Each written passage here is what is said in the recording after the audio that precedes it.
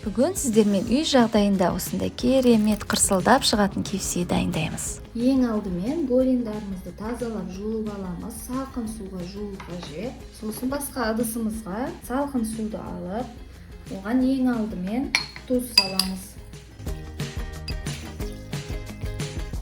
Сосын черный перец.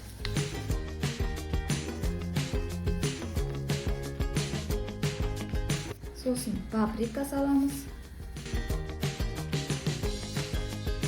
Сосын дәмі кішкене ащырек болу үшін ащы бұрыш саламыз.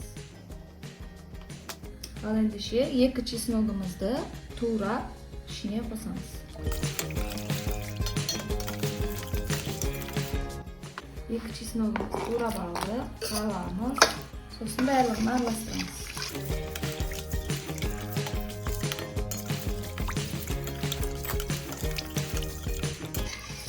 Мінекей араластырып алдық. Енді голендерімізді ішіне саламыз.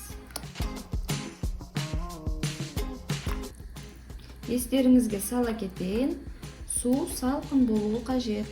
Сонда голендеріміз жақсы мариновать етеді.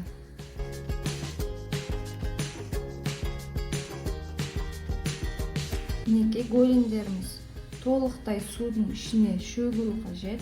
Ал енді үстіне пакет орап, холодильникке 5-6 сағатқа қойып қоямыз. Голендеріміз холодильникте қанша көп тұрса, соншалықты дәмі күшті болады. Мінекей достар, голен холодильникте 6 сағат тұрды. Ал енді қуыра берсек болады. Ең алдымен голенді алып, ұнға батырамыз. Барлық жеріне бірдей ұн тигіземіз. Сосын суға саламыз. Аламыз және ұнға батырамыз.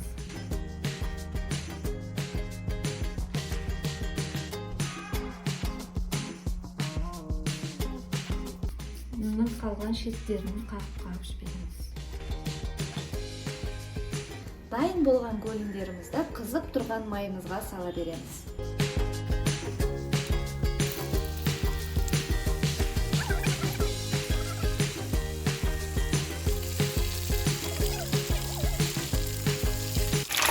Мінекей достар, біздің кепселеріміз дайын.